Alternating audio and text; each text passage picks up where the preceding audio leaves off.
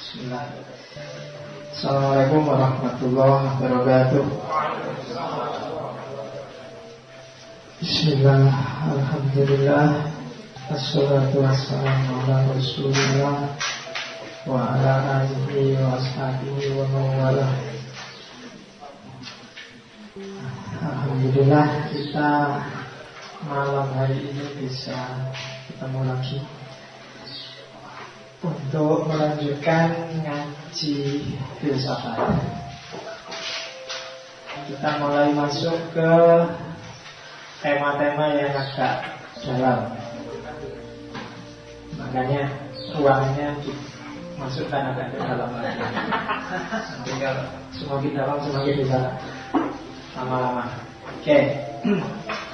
Pengantar epistemologi Islam kebenaran, kita masuk ke salah satu isu besar dalam kajian epistemologi, yaitu skeptisisme.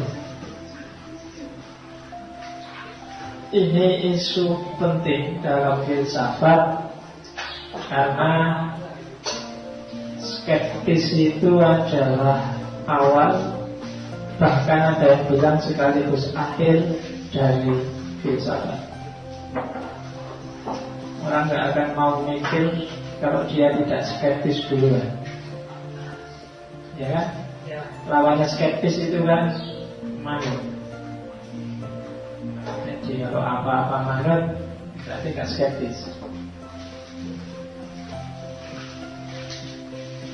Secara umum biasanya skeptis itu didefinisikan sebagai keraguan terhadap kemampuan manusia untuk mengetahui sesuatu secara tepat. Jadi apa bisa sih orang itu tahu sesuatu secara pas, benar, pasti? Itu dipertanyakan oleh kelompok skeptis. Pengetahuan yang komprehensif itu bisa nggak kita capai?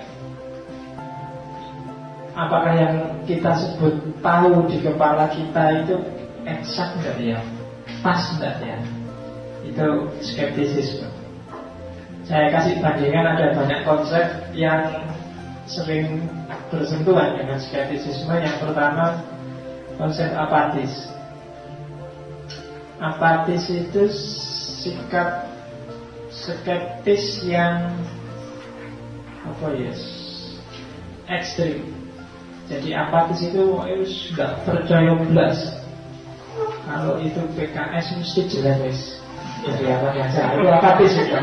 Pokoknya ada bau-bau PKS gak percaya belas, itu sudah apatis. Pokoknya kalau dari Demokrat sudah Demokrat itu. Nah itu apatis sudah. Gak percaya. Kayak kamu habis diputus pacar, pokoknya semua perempuan itu nipu. Nah itu apatis sudah. Kamu sudah jatuh pada sikap apatisme. Pokoknya nggak mau mikir lagi, pokoknya ngapain atau baik semua, atau pokoknya sikap apatis itu ekstrim. Jadi skeptis yang ekstrim. Kalau apologis itu merasa benar. Apologis itu agak mirip dogmatis. Jadi itu kan kamu pakai akal, pakai rasio, terus merasa itulah yang paling pas, yang paling benar. Itu kayak kebalikannya apatis. Kalau dogmatis itu berpegang pada dogma secara kaku. Nah, dan nanti kritis. Kritis itu sebenarnya sejenis skeptis, tapi skeptis yang cerdas itu kritis. Makanya tadi saya bilang isinya filsafat itu sebenarnya ya skeptisisme. Apatisme, ada apologisme, ada dogmatisme, ada kritisisme. Secara umum skeptisisme. Tema ini sering lenyap dalam kajian filsafat di kampus-kampus karena memang isinya agak jelimet, agak rumit. Oleh karena itu malam ini kita belajar skeptis. Jangan versi rumitnya, versi santainya aja. Yang penting kita ngerti, kayak gitu karepe skeptis itu. Hampir semua filosof punya persepsi tentang apa itu skeptisisme. Bahkan filsafat Yunani yang kita anggap paling kuno memuncak gara-gara ada kelompok skeptis namanya kaum sofis. Nanti kita lihat, kita cermati satu-satu dan pelan-pelan. Oke, jenisnya banyak. Kalau itu saya jelaskan satu-satu bisa panjang dan kamu puyeng. Kamu ketahui aja secara sekilas kalau dengan istilah-istilah itu. Ada dogmatic skepticism,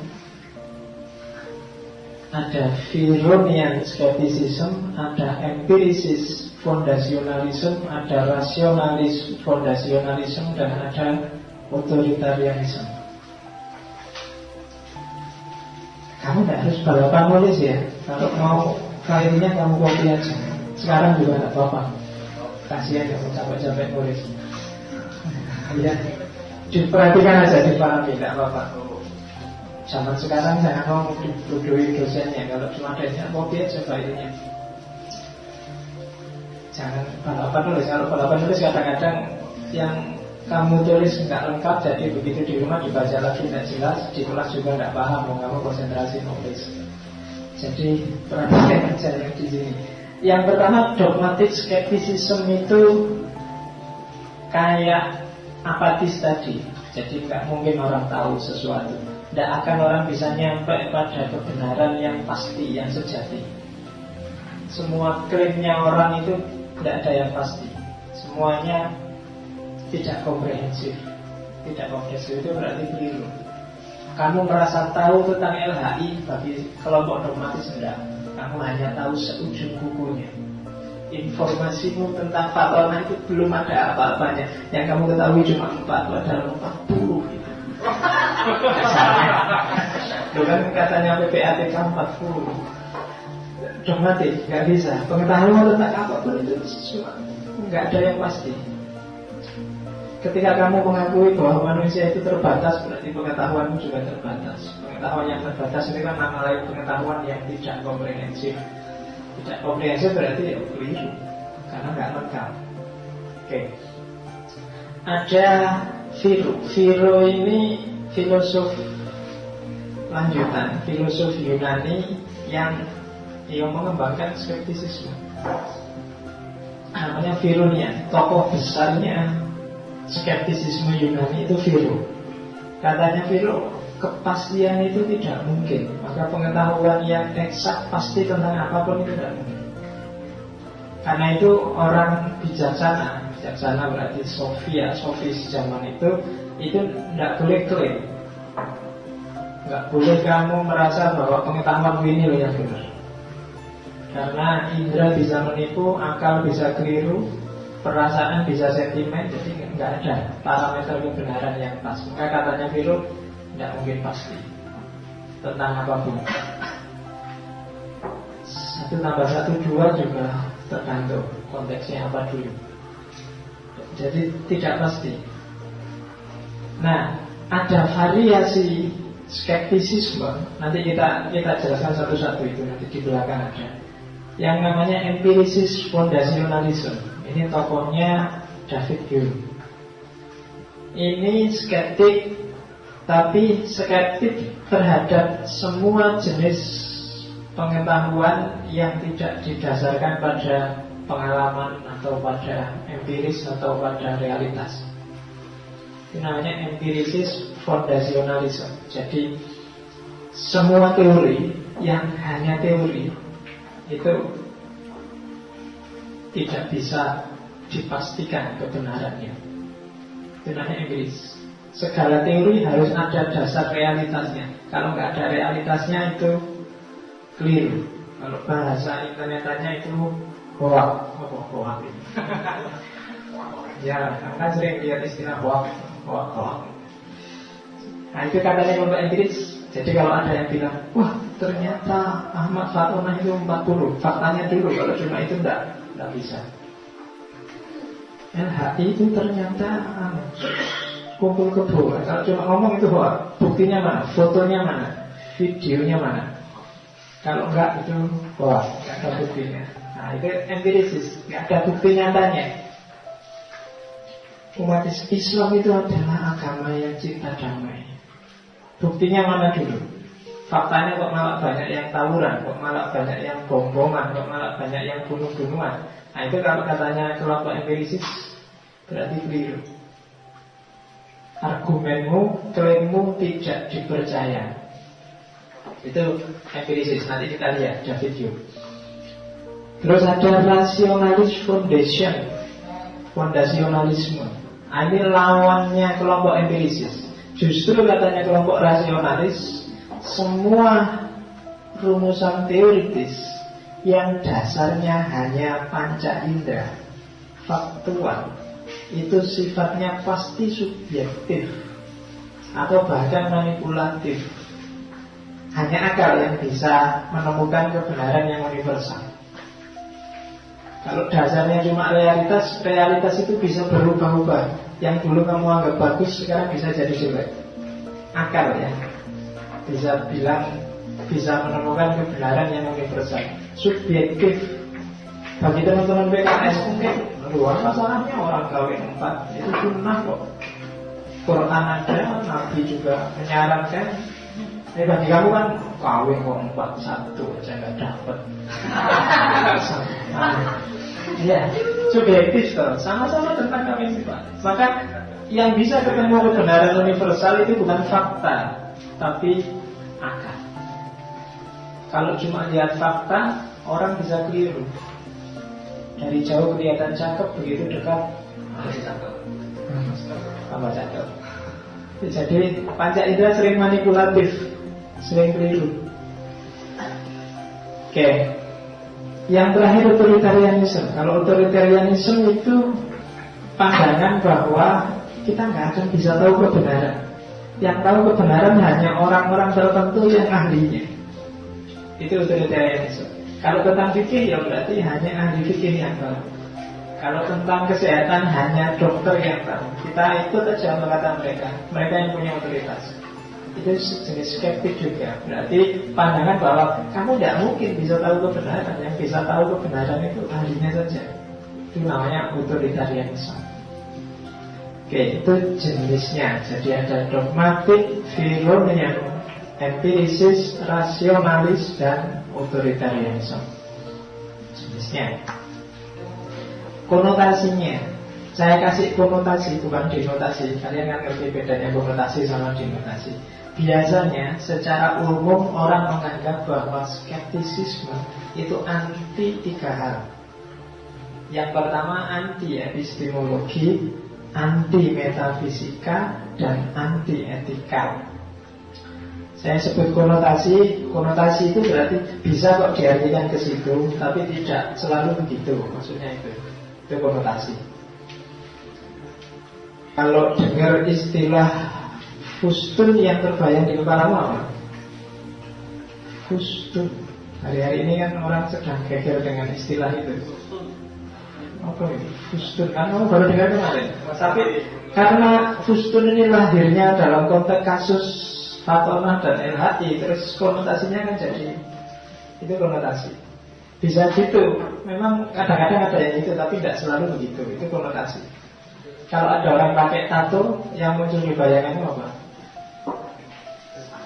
Remang, salah, dan seterusnya. Ya, kan di TV tadi kan baru ada orang pakai tato. Ada artis yang punya tato di uter, di pantat, saya nggak masalah tatonya, bikinnya itu gimana? Ya kan, kamu jangan ya. Iya, tadi di Metro itu kan ada seni bikin tato itu kan. Artis-artis ada yang di dadanya dikasih tato, ada yang punya tato di sini. Ada, tak lihat ada. Tatonya putih. Iya, tatonya putih gambar pink. Oke, jadi skeptisisme kadang dikonotasikan sebagai anti epistemologi. Berarti apa? Dia skeptis terhadap kemampuan orang untuk nyampe pada pengetahuan yang pasti. Epistemanya pun tidak akan sampai pada kepastian. anti epistemologi. Cara berpikir apapun, kamu mau pakai akal, pakai empiris, pakai ayat, pakai apapun, tidak akan sampai pada kepastian. Jadi monggo lah mau pakai apa aja. Dia anti epistemologi.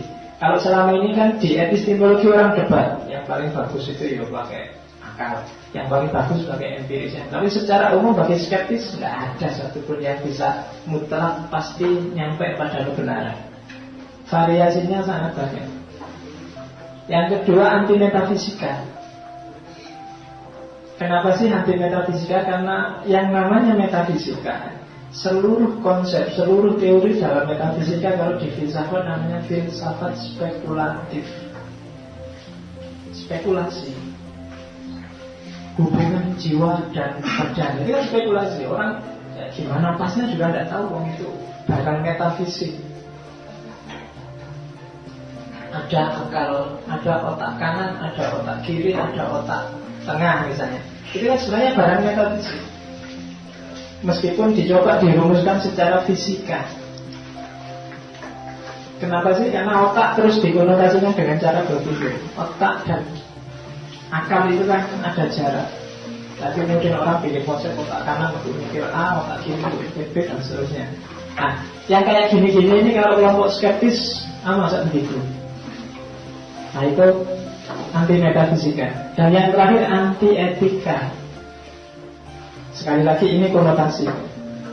Dalam konteks tertentu skeptis memang anti etika, karena bagi dia etik itu kebenaran yang sifatnya intersubjektif. Minggu lalu sudah saya jelaskan apa itu intersubjektif. Jadi itu konvensi, kesepakatan saja. Kalau itu kesepakatan, ya pasti nilai kebenarannya nggak mutlak. Kalau orang se-Indonesia sekarang menyepakati bahwa kayak di Perancis kemarin, hubungan sesama jenis itu legal, maka jadilah itu etis. Hubungan sesama jenis itu. Di kita kan nggak boleh sesama jenis, antara laki-laki dan laki-laki, perempuan dan perempuan. Itu kan kalau di sini nggak boleh. Kemarin di Perancis dilegalkan, berarti di sana etis, tapi di sini nggak etis. Makanya kalau ada yang kemarin Farhad Abbas itu ternyata sama ya, LHI sama Fatona itu sama-sama suka perempuan.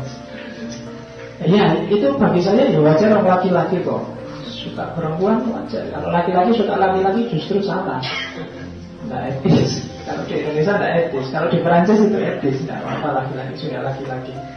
Eropa 75% di Eropa sudah menyetujui hubungan sesama jenis. Berarti di sana etis, sementara di sini. Jadi nggak ada yang pasti untuk urusan etika.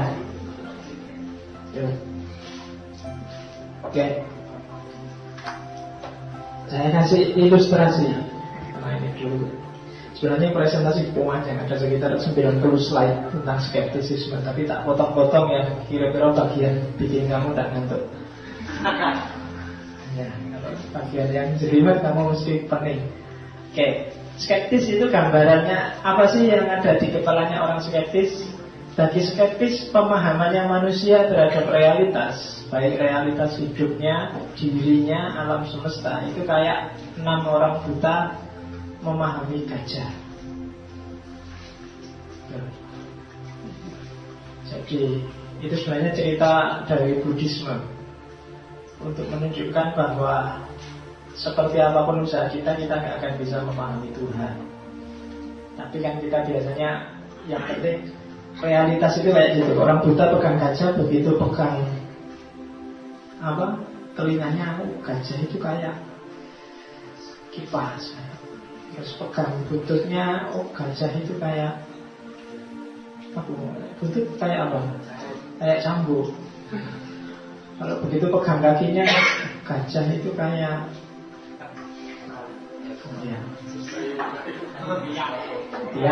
apalah bayangannya gitu. Kalau pegang belalainya berarti gajah itu kayak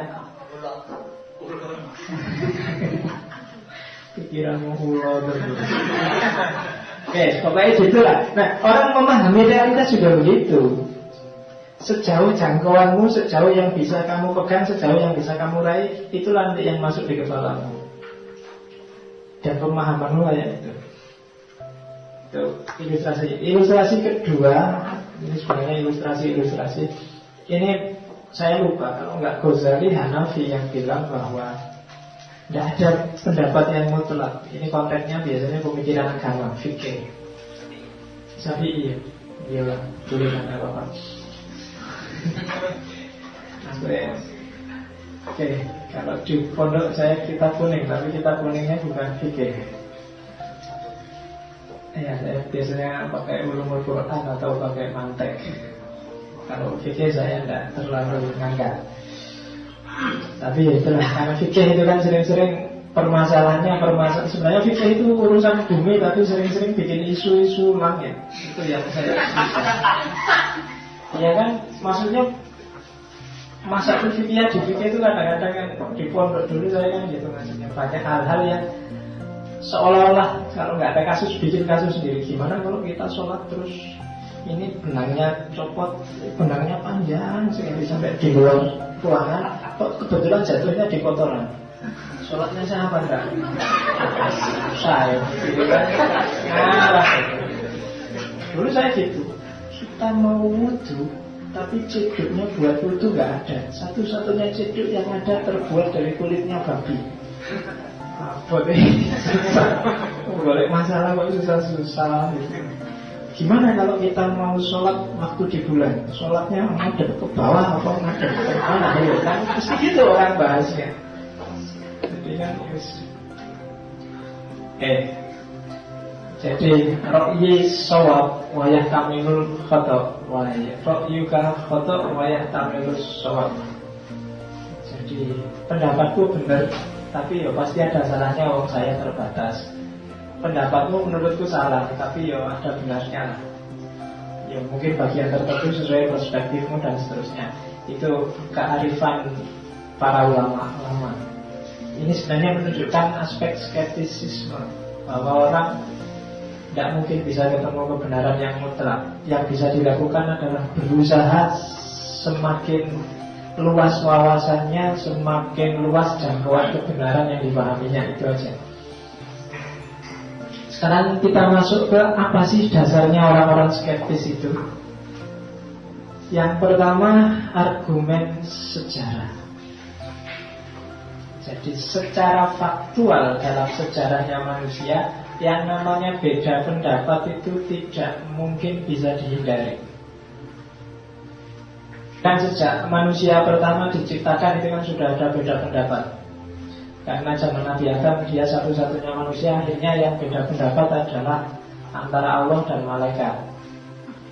Ya kan? Allah mau menjadikan malaikat, ya Allah menjadikan Adam jadi khalifah, malaikatnya komplain. Itu kan beda pendapat. Ada diskusi, tapi terus kan malaikatnya nyerah, masuk komplain sama Gusti Allah kan mesti kalah. Ya kan? Kan Allah kalau diajak debat di Al-Baqarah awal itu kan Allah cuma bilang kamu tidak tahu dan saya yang tahu. Selesai kan? Itu kan kayak kamu komplain saya urusan skeptisisme karena kamu nggak ngerti kan jawabanku. Allah manut wae kan nggak paham. Itu persis ketika malaikat komplain kok Nabi Adam mau diturunkan ke bumi. Jadi fakta sejarah menunjukkan bahwa tidak ada satu kebenaran universal yang disepakati oleh manusia seluruh dunia. Lalu ada perselisihan, selalu ada geser pandangan. Kamu bilang, tapi kan semua orang percaya Tuhan. Ya, banyak orang yang tidak percaya pada Tuhan. Tapi kan semua orang punya spiritualitas. Banyak juga yang merasa nggak ada spiritualitas itu. Yang materialistik juga banyak. Nggak ada satupun kebenaran yang disepakati tentang apapun oleh setiap orang. Jadi makanya kata kalau skeptis, sejarah sudah membuktikan. Itu argumen sejarah. Argumen kedua, argumen fisik, pengetahuan, argumen fisika, pengetahuan manusia tentang dunia fisik. Yang pertama, manusia nggak mungkin tahu dunia nyata, dunia fisik. Kenapa? Karena ketika manusia tahu itu sebenarnya bukan pengetahuan murni, tapi sudah tanggapan. Kalau bahasanya Immanuel kan namanya apa? Dasding ansih itu sesuatu apa adanya, nomena. Tanggapan itu namanya fenomena. Tidak ada sesuatu yang murni kalau sudah bersentuhan dengan manusia. Karena begitu ketemu manusia, yang dilakukan manusia itu pasti menanggapi. Menanggapi itu memahami sesuai kapasitas akalnya. Itu menanggapi. Jadi faktanya jenggot misalnya, jenggot itu tampil tidak semata-mata dia sebagai jenggot. Tapi begitu dipahami orang antara yang suka jenggot dengan yang tidak suka jenggot kan beda sudah. Jadi bukan jenggot murni lagi. Ada yang punya jenggot? Ada ya. Nah, di sini jenggotnya eceran semua. Iya. Cuma satu-satu kan. Kalau ya orang Arab kan kalau jenggot paket. Saya cuma satu-satu kayak saya. Jenggotnya eceran. Faktanya jenggot. Tapi kan persepsimu terhadap jenggot kan macam-macam. Orang langsung menanggapi, jenggot. Ada yang fundamentalis, ada yang Roma Irama. Gak pernah jenggot itu bunyi sebagai dirinya sendiri. Dia selalu bunyi sesuai persepsinya orang. Lihat baju kotak-kotak, Jokowi. Lihat warna merah, PDI. Lihat warna kuning,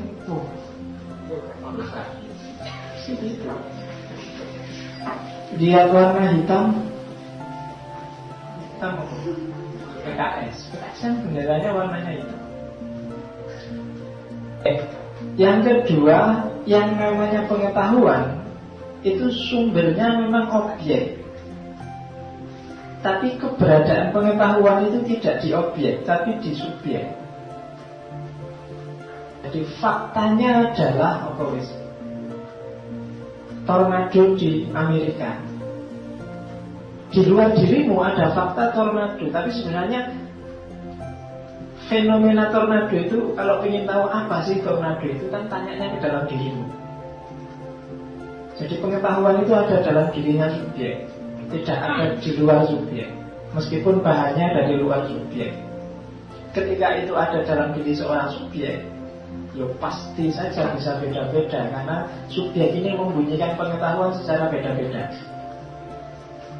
Ada yang itu hukuman buat Amerika. Ada yang bilang, wah itu memang sekarang kondisi alam tidak seimbang. Ada yang bilang, wah itu ujian, wah itu Amerika sedang disayang oleh Allah, dikasih ujian. Ya kan gitu. Kamu gak berani bilang gitu, karena yang punya Amerika. Kalau bencana di Indonesia, itu ujian dari Allah, kita harus sabar. Tapi kalau Amerika itu hukuman dari Allah. Kan gitu. Jadi kenapa itu persepsi yang bunyi kan dirimu sebagai subjek. Kemudian kenapa sih nggak pasti ya? Karena indera itu memberi informasi sejauh yang dia tangkap. Tidak seperti apa fakta, seperti apa kenyataan. Makanya kemarin saya bilang kan, yang namanya alam gaib itu jauh lebih luas daripada alam yang tidak gaib. Kita ada di sini, di kelas ini, maka kelas yang kita tempati sekarang itu kan gaib. Kita nggak tahu. Di belakang saya ini kan sudah gaib. Saya cuma lihat ke depan, maka di sini nggak ada apa, ada jejak, ada apa, saya nggak tahu. Itu kan alam gaib berarti ya. Jadi indera hanya bisa memahami sejauh yang bisa kita tangkap. Di luar itu indera tidak berdaya. Maka pengetahuan kita itu kan kalau tentang fakta fisika itu kan dasarnya indrawi. Ya hanya sejauh yang bisa dia tangkap. Kalau seperti kalian dengar radio itu, sejauh yang didengar telingamu, suaranya enak banget. Bayanganmu ini kalau suaranya selembut ini, orangnya mesti cakep, orangnya mesti lembut. Begitu ketemu orangnya,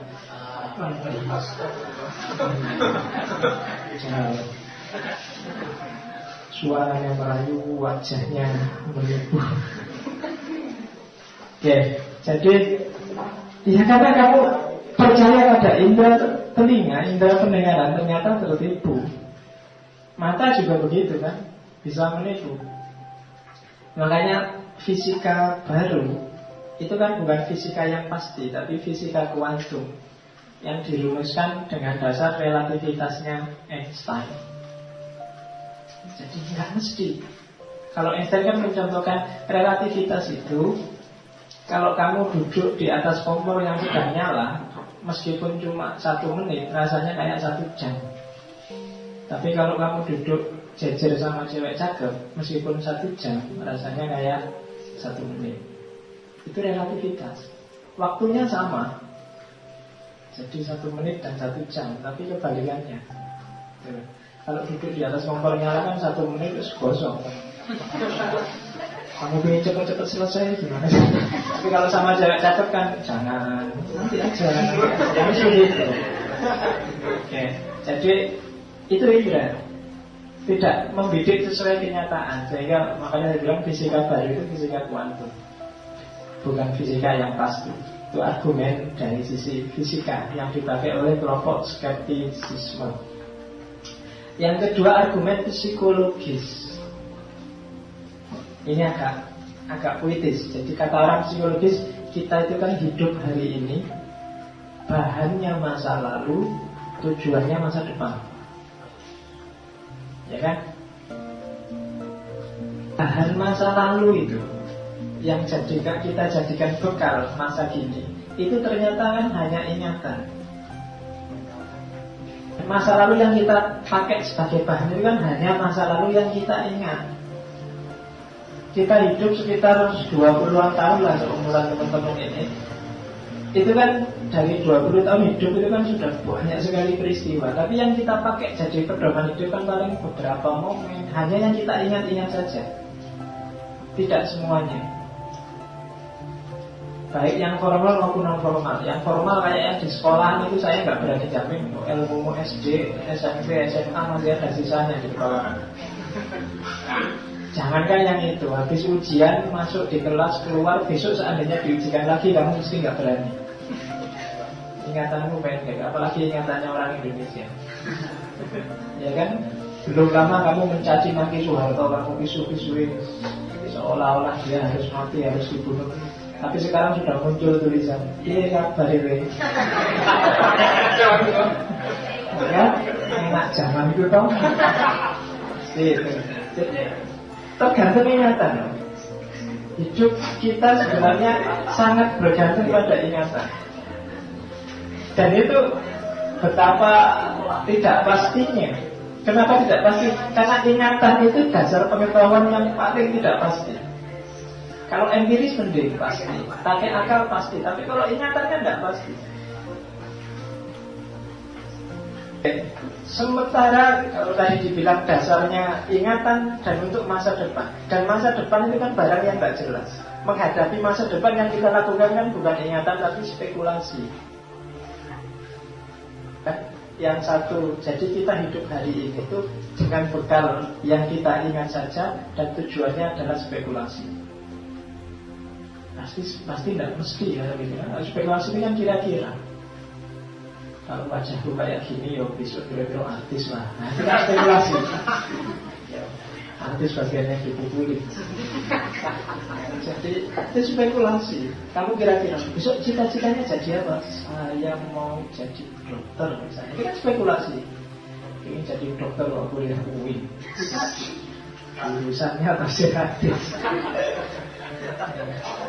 Dokter, ayo kasih tahu dari dokter dari dukun kan. Oke, spekulasi tidak jelas. Di depan itu ada kalau kamu nggak jelas.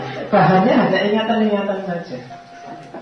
Itu argumen psikologi. Jadi secara fisika, secara psikologi dan secara sejarah katanya orang skeptik menuntut kita untuk jadi orang yang skeptis.